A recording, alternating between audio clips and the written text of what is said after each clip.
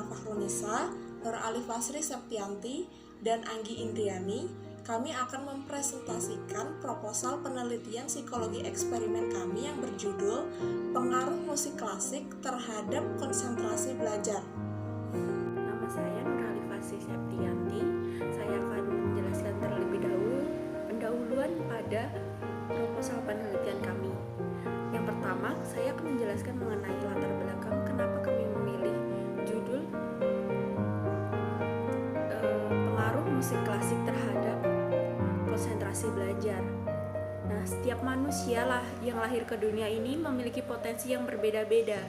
Menurut Bandura, proses belajar terjadi meliputi tahap perhatian, tahap penyimpanan dalam ingatan, tahap reproduksi, dan tahap motivasi. Agar proses belajar dapat berjalan dengan baik, perlu adanya perhatian yang intensif. Daya konsentrasi setiap individu pun berbeda-beda tiap individunya. Nah, ada individu yang memiliki daya konsentrasi tinggi dan ada pula individu yang memiliki daya konsentrasi yang rendah. Untuk mengurangi gangguan konsentrasi, selain dengan cara memadamkan rangsangan yang mengganggu, usaha untuk meningkatkan daya konsentrasi pada pelajaran juga diperlukan. Salah satunya dengan cara mendengarkan musik klasik sebagai musik pengiring belajar. Nah, penelitian yang sudah dilakukan oleh Schuster dan Gritton menunjukkan bahwa musik klasik paling cocok diperdengarkan pada saat belajar, mengulang, dan saat berkonsentrasi. Karena musik klasik dapat menciptakan keadaan belajar yang optimal. Karena gelombang otak yang berada pada frekuensi gelombang beta yaitu 12,25 Hz merupakan kondisi yang sangat baik untuk melakukan aktivitas untuk konsentrasi tinggi. Sedangkan frekuensi gelombang alfa berkisar sekitar 8-12 Hz sangat baik untuk melakukan aktivitas belajar. Karena hal-hal tersebutlah kami menetapkan topik pengaruh musik klasik terhadap konsentrasi belajar sebagai judul penelitian kami. Tujuan penelitian kami yang kami harapkan adalah penelitian ini bertujuan untuk mengetahui secara empiris pengaruh musik klasik terhadap konsentrasi belajar. Kemudian saya akan menjelaskan manfaat-manfaat apa saja yang kami harapkan melalui penelitian ini. Secara teoritis, manfaat yang kami inginkan adalah penelitian ini bertujuan untuk mengetahui bagaimana cara otak bekerja dan bagaimana proses yang digunakannya dalam konsentrasi saat belajar. Setelah itu bagaimana pengaruh musik dapat mengaruhi otak dalam bekerja sehingga menambahnya kekayaan keilmuan. Dalam hal ini yaitu digunakannya musik klasik. Dan yang selanjutnya adalah manfaat praktisnya. Secara praktis, penelitian ini bertujuan untuk melihat sejauh apa pengaruh musik klasik terhadap konsentrasi belajar. Setelah mendapatkan hasilnya, hal ini bisa dijadikan para pelajar untuk membantu mereka yang kekurangan konsentrasi dalam belajar. Dan bisa digunakan pula untuk para pendidik untuk menjadi jalan media alternatif untuk meningkatkan prestasi belajar anak. Yang selanjutnya adalah keahlian penelitian. Keahlian penelitian ini berisi tentang penelitian yang terlebih dahulu, yaitu yang pertama penelitian yang dilakukan oleh Schuster dan Gritton dalam Deporter tahun 2010 menunjukkan bahwa musik klasik paling cocok diperdengarkan saat belajar, mengulang, dan berkonsentrasi. Dan ada juga penelitian lain yang mendukung penggunaan musik barok, Bach, Corelli, Tartini, Handel, Pachelbel, dan Mozart, dan musik klasik Satie, Rachmaninoff untuk berkonsentrasi dalam belajar dan meningkatkan memori hingga 26% pada anak-anak. Musik klasik dapat merangsang otak dan membantu mengembangkan konsentrasi menurut Chagla tahun 2009. Dan ada pula penelitian yang dilakukan oleh Hidayat tahun 2011 menunjukkan bahwa adanya pengaruh musik klasik terhadap daya tahan konsentrasi dalam belajar pada mahasiswa. Nah, dari penelitian-penelitian sebelumnya dapat kita lihat bahwa musik klasik memiliki kemungkinan untuk meningkatkan konsentrasi belajar pada siswa. Nah, selanjutnya saya akan menjelaskan mengenai variabel terikat pada penelitian ini. Definisi variabel terikat itu sendiri adalah variabel yang dipengaruhi atau yang menjadi akibat karena adanya variabel bebas. Bentuk variabel terikat adalah perilaku subjek sebagaimana yang hendak diukur. Dalam penelitian ini menggunakan variabel terikat berupa konsentrasi belajar. Definisi konsentrasi belajar itu sendiri menurut Slamento tahun 2003 adalah konsentrasi merupakan pemusatan pikiran terhadap suatu hal yang mengenyampingkan semua hal lainnya yang tidak berhubungan, di mana dalam konsentrasi belajar berarti pemusatan pikiran terhadap mata pelajaran dengan mengenyampingkan semua hal yang tidak berhubungan dengan pelajaran.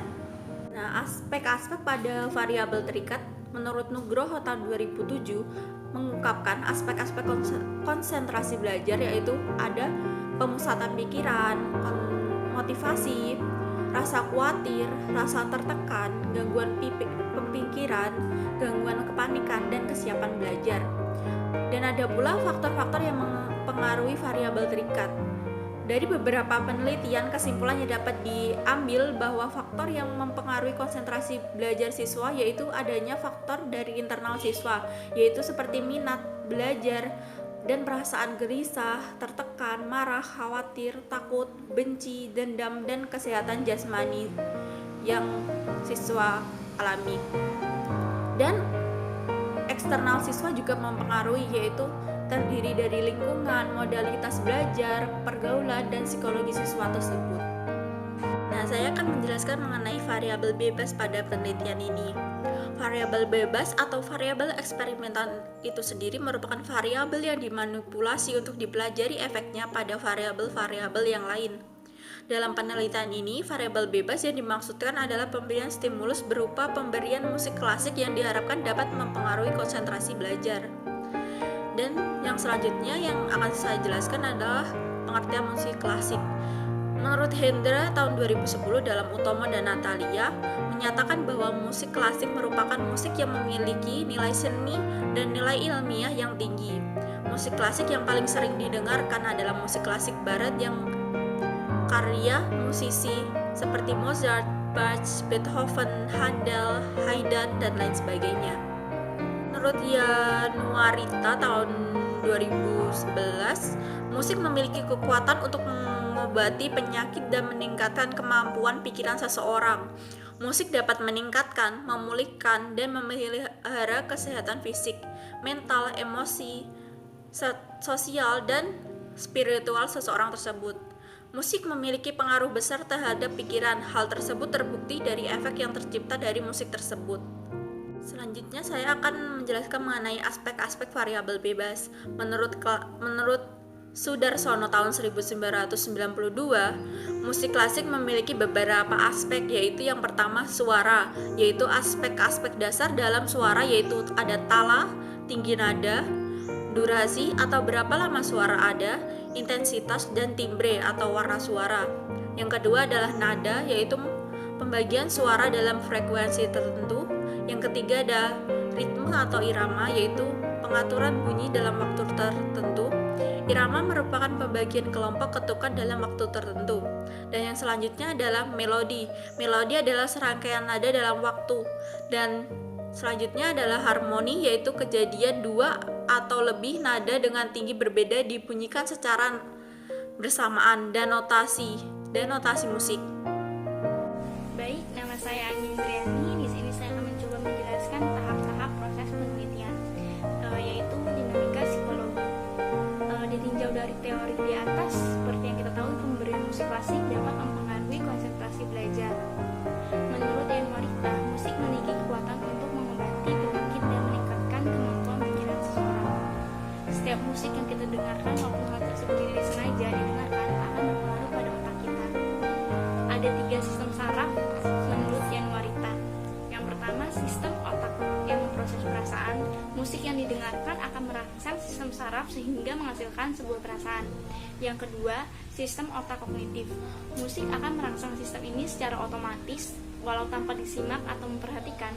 Tapi sistem ini jika dirangsang, seorang akan meningkatkan memori, daya ingat, konsentrasi, kemampuan belajar, kemampuan matematika, analisis, dan logika. Yang ketiga, ada sistem otak yang mengontrol kerja otak. Musik dapat secara langsung dalam mempengaruhi kerja otak. Misalkan berbagai penelitian yang dilakukan dapat mempengaruhi dan mengembangkan imajinasi dan pikiran negatif. Lalu ke tahap selanjutnya ada hipotesis. Hipotesis yang diambil adalah HO tidak pengaruh terhadap musik klasik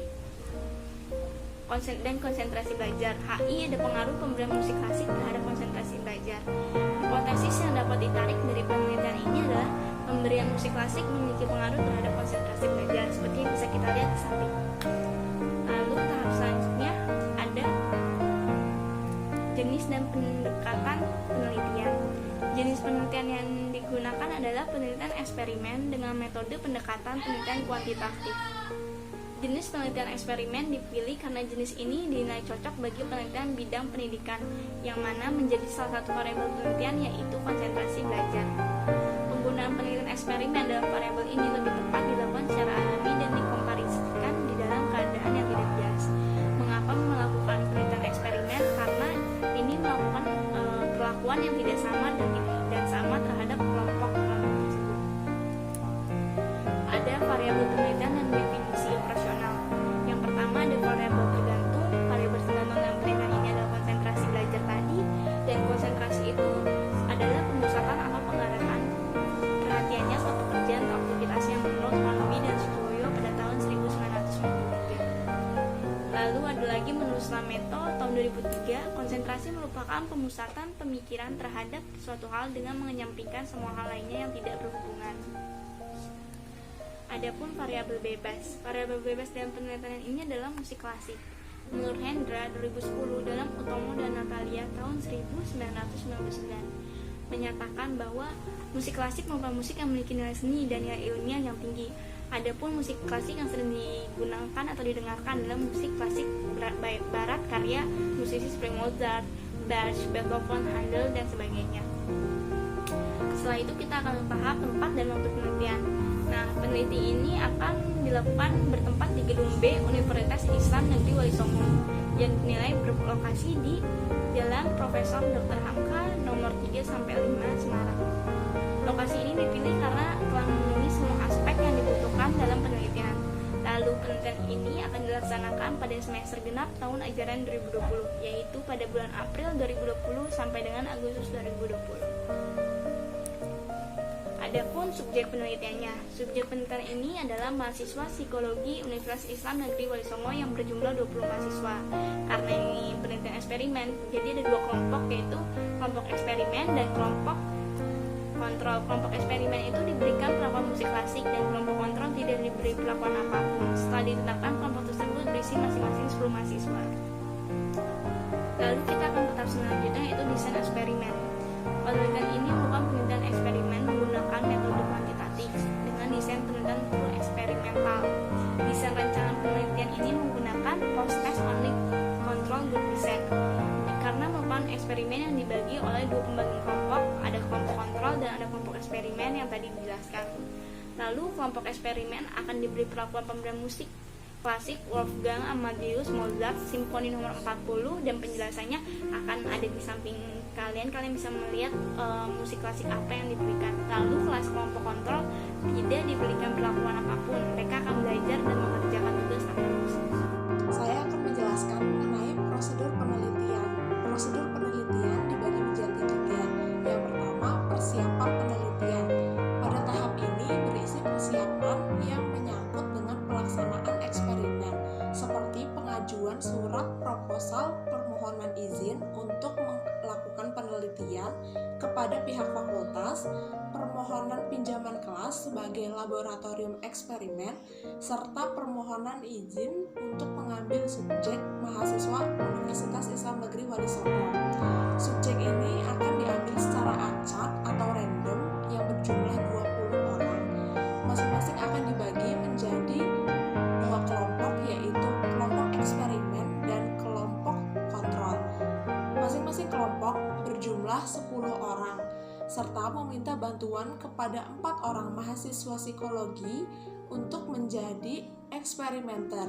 Pada tahap ini juga dilakukan uji coba instrumen, di mana dilakukannya percobaan alat tes atau skala penelitian agar teruji secara validitas, reliabilitas, sehingga dapat dikatakan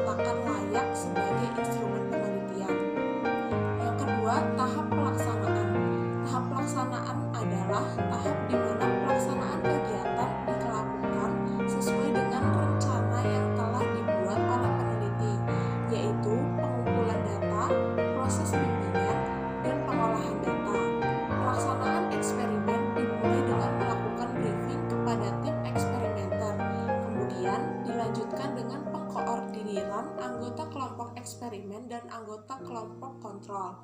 Pada minggu pertama sampai minggu ketiga akan diberikan treatment kepada kelompok eksperimen berupa pemberian musik klasik terhadap kelompok eksperimen selama 3 minggu agar mereka terbiasa dengan treatment yang diberikan.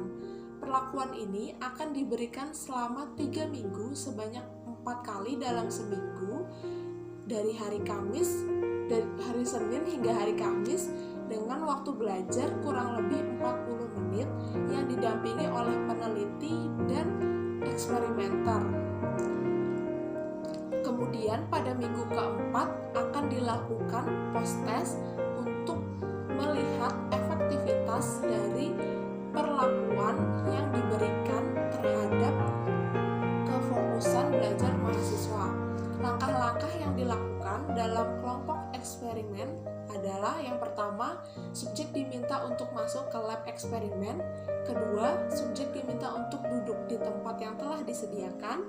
Ketiga, eksperimenter akan menjelaskan prosedur eksperimen. Keempat, subjek dipersilahkan untuk belajar menggunakan materi yang telah disiapkan. Yang kelima, subjek mendengarkan musik klasik sambil belajar selama 40 menit pada setiap percobaan. Dan yang terakhir, setelah perlakuan selesai, maka eksperimenter akan memberikan penjelasan mengenai eksperimen yang telah dilakukan. Tahap-tahap dari penyusunan laporan ini akan diperoleh setelah dilakukannya penelitian, pengetikan data, serta pengadaan laporan penelitian. Teknik analisis data. Yang pertama ada uji asumsi. Uji asumsi ini yang pertama ada uji normalitas, yaitu untuk mengetahui apakah musik klasik memiliki pengaruh terhadap daya tahan konsentrasi. Maka dilakukan analisis statistik uncorrelated data atau t-test yang dijadikan perhitungan adalah gain score menurut Seniati. T-test merupakan uji signifikan berbeda rata-rata kedua kelompok yang dilakukan dengan komputasi menggunakan aplikasi SPSS 22.0 for Windows. Nah, uji ini dilakukan untuk mengetahui apakah data yang diperoleh terdistribusi normal atau tidak. Nantinya akan dibuat gain score yang menunjukkan hasil pretest dan post-test antara kedua kelompok.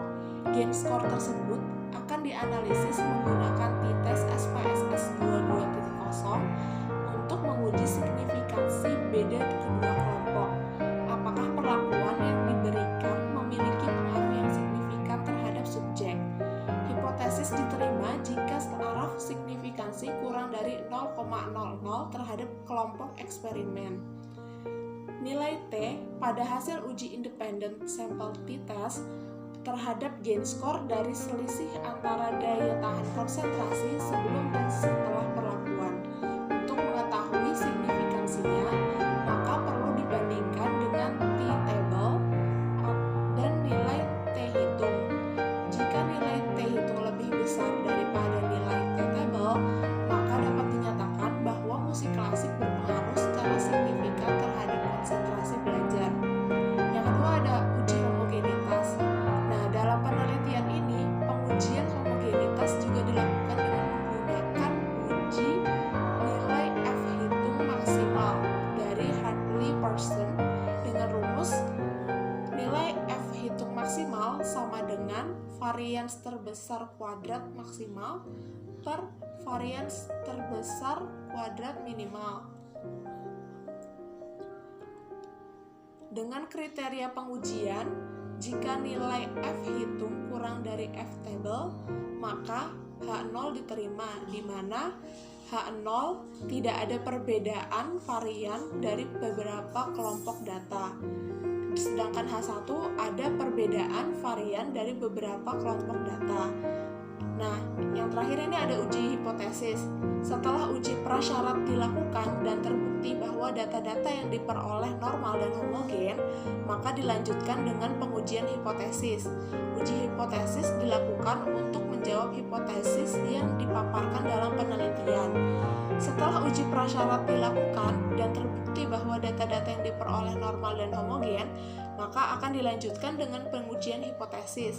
Uji hipotesis digunakan untuk menjawab hipotesis yang dipaparkan dalam penelitian ini. Uji hipotesis yang digunakan dalam penelitian ini adalah uji T2 sampel independen menurut Sujana. Nah, langkah-langkah dari pengujiannya sebagai berikut. Yang pertama, merumuskan hipotesis secara statistik. H0 yaitu P1 sama dengan P2. H0 P1 tidak sama dengan P2. Yang kedua, menentukan derajat kebebasan atau DK.